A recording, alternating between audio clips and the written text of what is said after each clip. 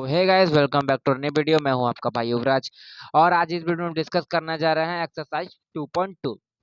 तो exercise 2.2 discuss करने से पहले मैं कुछ इंपॉर्टेंट चीजें डिस्कस कर लेता हूं जो कि एक्सरसाइज 2.2 में बहुत काम आने वाली हैं और इनके बिना एक्सरसाइज 2.2 एक तरीके से बन ही नहीं सकता है। तो वो क्या है वो समझ लेते हैं। तो वो है relation between zeros and coefficient of polynomials. ठीक है, हमें बताना है कि जीरोस का पॉलिनोमियल का जीरोस का और उनके कोएफिशिएंट के बीच में क्या रिलेशन है। तो इस वीडियो से पहले अगर आपने पॉलिनोमियल्स का इंट्रोडक्शन वीडियो नहीं देखा है तो एक बार वो जरूर देख लेना ताकि आपके सारे डाउट्स क्लियर हो जाए पॉलिनोमियल्स के ऊपर लेकर। ज़्यादा बड़ा वीडियो नहीं है, 2 से 3 मिनट का होगा। एक बार अच्छे से आपने देख लिया तो आपको पॉलिनोमियल्स के बारे में सब कुछ पता चल जाएगा बस। ठीक है, तो चलिए अपने वीडियो में आगे बढ़ते हैं। तो हमारा क्वेश्चन क्या है कि relation between zeros and coefficient polynomial होता क्या है। मतलब पॉलिनोमियल के जीरोस यानी एक तरीके से उनके आंसर और उनके कोएफिशिएंट के बीच में क्या बोलते हैं, हाँ, रिलेशंस होता क्या है। तो इसीलिए मैंने एक एग्जांपल लिया है 2x square minus 8x plus 6। ठीक है, अब इसका हमको जीरोस नहीं पता है तो हम इनका रिलेशन कैसे निकाल सकते हैं। तो इनके लिए एक फॉर्मूला होता है। क्या? पहला होता है sum of its zeros ZEROES equal to minus B by A और minus coefficient of x by coefficient of x square by coefficient of x square। Sorry, मैंने यहाँ पे c नहीं लिखा, सी आई। ठीक है, मैंने यहाँ पे x लिया है। अगर आपका क्वेश्चन में कुछ और दूसरा वेरिएबल रहा तो आप वो भी ले सकते हैं। ठीक है, तो सम ऑफ इट जीरो, अब मेरे पास जीरो तो है नहीं है। ठीक है, लेकिन हमारे पास b है। देखिए, इनको बोला जाता है a X square plus B X plus C. इस फॉर्म में होता है क्वाड्रेटिक पॉलिनोमियल। एक्स स्क्वायर आगे रहेगा सबसे, उसका बाद एक्स रहेगा, फिर उसका बाद कांस्टेंट रहेगा। ठीक है, एक्स स्क्वायर का आगे कोफिशिएंट रहेगा, एक्स का आगे कोफिशिएंट रहेगा। तो इसकी पहले हमें ये देखना है कि क्या इस फॉर्म में कोई भी पॉलिनोमियल है। अगर वो है तो वो क्वाड्रेटिक है। ठीक है, इस फॉर्म में है तो इनका ए क्या होगा। तो यहाँ पर लिख लेते हैं ए इक्वल टू 2 हो जाएगा, बी क्या होगा -8 हो जाएगा और सी क्या होगा 6 हो जाएगा। तो यहाँ पे यही बोला है माइनस बी बाई ए। ठीक है, सी इक्वल टू तो माइनस बी बाई ए, तो माइनस, और अब -8 है, बी तो -8 है तो इसका वैल्यू डाल देंगे और ये कितना है 2। तो ये हो जाएगा माइनस इंटू माइनस प्लस 8/2, ये हो जाएगा 4। ठीक है, ये मेरा इतना आ गया। अब दूसरा है प्रोडक्ट ऑफ इट जीरो। तो चलिए प्रोडक्ट कर लेते हैं। उसमें क्या है, product of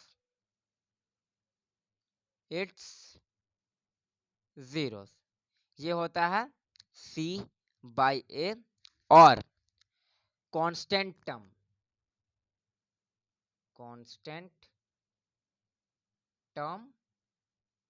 bye coefficient of x square, coefficient of x square. तो हमें तो पता ही हमारा c क्या है, c है 6, a है 2, ये हो गया 3। तो ये था हमारे जीरोस का और कोएफिशिएंट का रिलेशन। आपका क्वेश्चन में क्या देगा कि हमें, हाँ, सिंपली यही देगा कि जीरोस का और कोएफिशिएंट का रिलेशन बताना है। उसमें वो करना क्या होगा, पहले आपको कोएफिशिएंट का रिलेशन निकालना होगा। मतलब ऐसे करके माइनस बी बाई और सी बाई है। अगर आपका सम ऑफ इट जीरो, मतलब जीरोस को सम करके जितना आता है उतना ही क्या माइनस बी बाई ए करके आता है, अगर है तो वो सही है। और ठीक उसी तरह जीरोस को इंटू करके और उनके और कोएफिशिएंट का सी बाई ए करके अगर दोनों सेम आता है तब ये भी सही है, यानी कि आपका ये हो गया वेरीफाइड। यही करने बोलेगा वेरीफाइड करके। ठीक है, और एक होता है सम ऑफ इट जीरोस, क्या होता है अल्फा प्लस बीटा। ठीक है, मतलब जीरोस, एक जीरो हमको पता है कि पोलिनोमियल्स, क्वाड्रेटिक पोलिनोमियल्स का 2 आंसर आएगा, क्योंकि पावर 2 है तो 2 आंसर आएगा। तो पहला जीरोस को मान लिए हम अल्फा और दूसरा जीरो को मान लिए हम बीटा। तो alpha plus beta equal to minus B by A, ऐसे भी लिख सकते हैं, alpha plus beta equal to minus B by A. और ये हो जाएगा अल्फा इंटू बीटा, यानी alpha beta equal to C by A. Simply यही करना था। अगर मेरा मान लिया अभी यहाँ पे तो मेरा आंसर आया नहीं, मैंने निकाला नहीं, तो चलिए मान लेते हैं कि इसका एक आंसर है अल्फा और दूसरा है बीटा। तो अल्फा प्लस बीटा क्या होता है, माइनस बी बाई ए, और अल्फा इंटू बीटा क्या होता है, सी बाई ए। बस यही आपको याद रखना है, alpha plus beta equal to minus B by A, और alpha beta equal to C by A. Alpha plus beta हो गया सम ऑफ इट जीरो, और अल्फा बीटा हो गया product of it zero equal to C by A, और sum of it zero हो गया minus B by ए। बस अगर आपने इससे और इससे याद रख लिया तो आपको एक्सरसाइज 2.2 में सभी क्वेश्चन बनाने से कोई नहीं रोक सकता है। बस इसके अलावा एक्सरसाइज 2.2 में और कुछ है ही नहीं। तो हमेशा याद रखना कि ये बहुत ही इंपॉर्टेंट चीज़ है, ये आपके एग्जाम में आता है अच्छा खासा नंबर का। तो बस इसे अच्छे से याद कर लेना। तो चलिए अपना एक्सरसाइज 2.2 बनाते हैं। तो सबसे पहले क्वेश्चन लिख लेते हैं। हाँ बच्चों, तो ये रहा आपका question. Find the zeros of the following quadratic polynomial and verify the relationship between the zeros and coefficient। ठीक है, तो हमें वेरीफाई भी करना है और पहले उसका जीरोज निकालना है। तो सबसे पहले चलिए हम उसका जीरोज निकालते हैं। अगर आपको नहीं आता तो एक बार अच्छे से इसको देख लेना, आपको समझ में आ जाएगा। तो ये रहा आपका question, x square minus 2x minus 8। अब मैं इसको इक्वेशन बदल देता हूँ इक्वल टू जीरो देकर। ठीक है, अब 8 से इसका कोएफिशिएंट का इंटू करेंगे, जितना आएगा उसका एलसीएम निकाल देंगे। तो 8 इंटू 1 8 होता है। अब 8 का एलसीएम क्या है, 2 इंटू 4। अब 4 से 2 का माइनस करेंगे तो 2 आता है, जी हाँ। तो एक्स स्क्वायर माइनस को साइन देंगे, फिर 4 माइनस 2, यहाँ बाहर 8 माइनस 8 इक्वल टू 0। ठीक है, तो ये हो गया एक्स स्क्वायर माइनस 4, इधर से एक्स इंटू हो जाएगा, या minus minus plus 2 x minus 8 equal to 0। अब देखिए माइनस 4x को प्लस 2x से माइनस करेंगे तो माइनस 2x आता है, क्योंकि 4 बड़ा है तो उसका पावर भी माइनस ही होगा। ठीक है, बड़ा का पावर ही लिखा जाता है हमेशा। तो ठीक है, अब क्या है इसमें कॉमन क्या है, x है। तो x माइनस 4 प्लस इसमें कॉमन क्या है, 2 है, तो 2 ले लेंगे। तो x माइनस 4 इक्वल टू 0। अब क्या हो जाएगा, इसको लिख देंगे एक साथ, x प्लस 2, और इसको एक साथ लिख देंगे, ये तो कॉमन ही था। तो x माइनस 4 इक्वल टू 0। अब लिख देंगे आइदर देन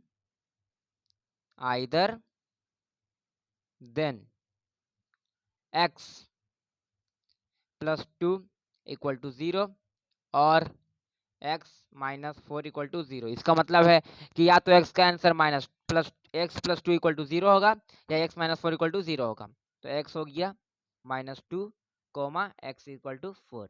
अब ये तो हमारा हो गया जीरो। पिछले वीडियो में मैंने आपको बताया था, या सॉरी इसी वीडियो में मैंने आपको बताया है कि एक जीरोस को मान लेंगे अल्फा। चलिए मान लेते हैं, ये एग्जांपल के लिए, आप लिखना नहीं कॉपी में। ठीक है, और ये रहा बीटा।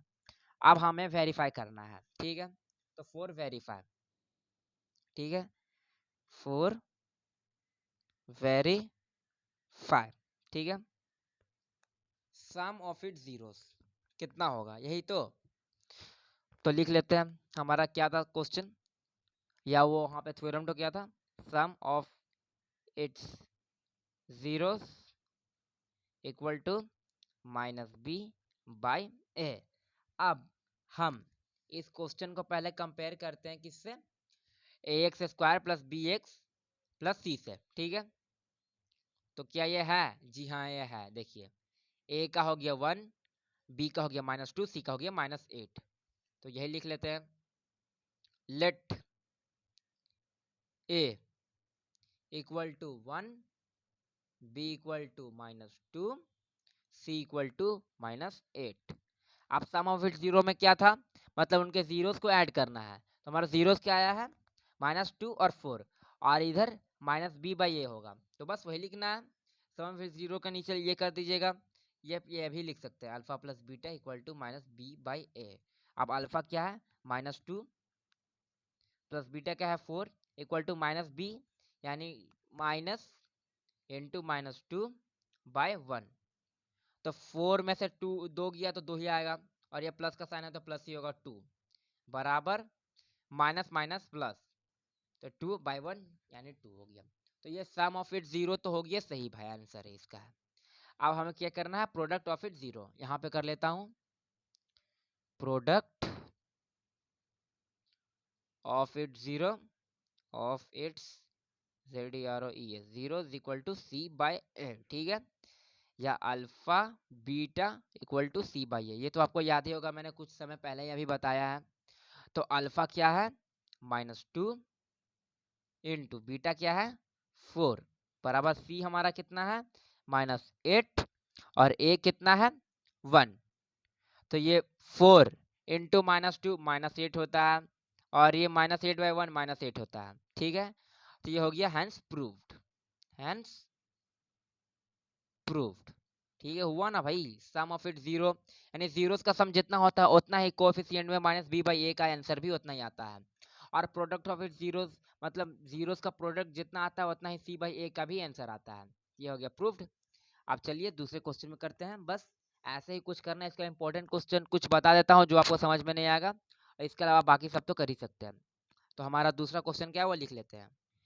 ये है आपका one of the important question 2.2 का। कुछ बच्चे इसमें समझते नहीं कि इसमें जीरोस निकलेगा कैसे। तो भाई बहुत ही सिंपल, इसमें कुछ करना नहीं है। इसमें क्या कॉमन है 4 और u कॉमन है, दोनों में 4u है तो 4u बाहर ले लेते हैं। अब यहाँ पे का बचा u प्लस 2 इक्वल टू 0। अब ठीक है, तब यहाँ से वही होगा either then 4u equal to 0 और u प्लस 2 इक्वल टू 0। तो u हो जाएगा 0 और u हो जाएगा -2। ये जीरोस आ गया। अब फिर से वही करना है। लेट पहले मान लेते हैं, लेट a हमारा क्या होगा, यही पूछना है ना। तो a हो जाएगा 4, ठीक है, a 4 हो जाएगा, b हो जाएगा 8 और c 0। क्यों? क्योंकि हमेशा यहाँ पे जीरो ऐड ही रहता है। अगर आप बोलेंगे 1 क्यों नहीं ले सकते हैं, क्योंकि वेरिएबल केस में तो हमने 1 ले लिया था। तो देखिए अगर 1 लेंगे तो इसका आंसर चेंज हो जाएगा, लेकिन वेरिएबल के केस में मैंने 1 इसीलिए लिया कि 1 इंटू वेरिएबल जितना कर रहे हैं उतना ही आएगा। ठीक है, तो ये 0 हो गया। आप सम ऑफ इट 0 वही करना है, sum of its 0 zeros equal to -b/a। अब सम ऑफ इट 0 यानी 0 प्लस -2 इक्वल टू -b/a -8/4। तो ये हो गया -2 इक्वल टू 4 से ये कट गया -2। ये हो गया सम ऑफ इट जीरोस का। अब product of it zero, product of its zeros equal to कितना c/a। तो प्रोडक्ट ऑफ इट जीरोस यानी 0 इंटू -2 इक्वल टू c हमारा कितना था 0/4। तो ये हो गया 0 इंटू -2 0 और 0/4 हो गया 0। तो ठीक है, हैंस प्रूव्ड। और क्या, हैंस प्रूव्ड। ठीक है, तो ये था आपका 4 नंबर का आंसर 1 का। और ठीक इसी तरह एक और क्वेश्चन है 5 का। 5 क्या है, t² -15। अब इसमें 100% कुछ बच्चे सोचेंगे सर इसमें कॉमन कुछ लेने के लिए है ही नहीं, तो कॉमन ले तो ले क्या। तो भाई कुछ है नहीं, ज़्यादा दिमाग नहीं लगाना, बहुत ही सिंपल क्वेश्चन है। अब आपको तो एक फॉर्मूला याद ही होगा, a² - b² equal to a plus B a minus B. तो ठीक उसी फॉर्म में इसको हम लिख लेते हैं। क्या, देखिए t² माइनस √15 का स्क्वायर कितना होता है 15 होता है, तो बस वही करना है। तो ये हो जाएगा t² माइनस √15 का होल स्क्वायर। तब ये कितना होता है स्क्वायर माइनस बी स्क्वायर का फॉर्म में मैंने लिख दिया। अब ठीक है, अब ये ले लेते हैं a plus B a minus B. तो a plus √15 a plus B और ये a माइनस √15। तब ठीक है, आइदर देन, फिर से वही हो गया ना भाई, either then √t plus √15 equal to 0 और t माइनस √15 इक्वल टू 0। तो t हो गया माइनस √15 और t हो गया प्लस √15। प्लस या नहीं भी लिखेंगे चलेगा। अब ठीक है, तो अब पक्का आप में से कुछ लोग सोचेंगे कि सर अब इसमें मान लेते हैं हम लेट ए बी सी करते हैं। तो ए तो ठीक है हमारा 1 है। आप 100% बाकी सभी बच्चे बी इसी को मानेंगे 15 को, तो भाई ये नहीं होगा। यहाँ पे मैं साइड में लिख देता हूँ रफ में, ये हो जाएगा t²। अब प्लस साइन कुछ है नहीं तो प्लस ही लेते हैं, 0t होता है, ठीक है, -15। ठीक है, अब यहाँ पे तो t तो दिया नहीं है ना भाई, तो 0 ही मान लेते हैं क्योंकि 0 का साथ होगा। अब ये इस थ्योरम में है ना भाई, X square plus B X plus C, ठीक है। ए एक्स स्क्वायर का साथ ए है तो यहाँ पे 1 होगा, ठीक है। अब बी एक्स, अब चूंकि यहाँ पे टी दिया नहीं था तो हम 0 मान लिए, और ये 15 तो माइनस है ही में, तो हो गया सी हमारा, ये हो गया। तो चलिए अब नेक्स्ट पेज में करते हैं इसका वेरिफिकेशन।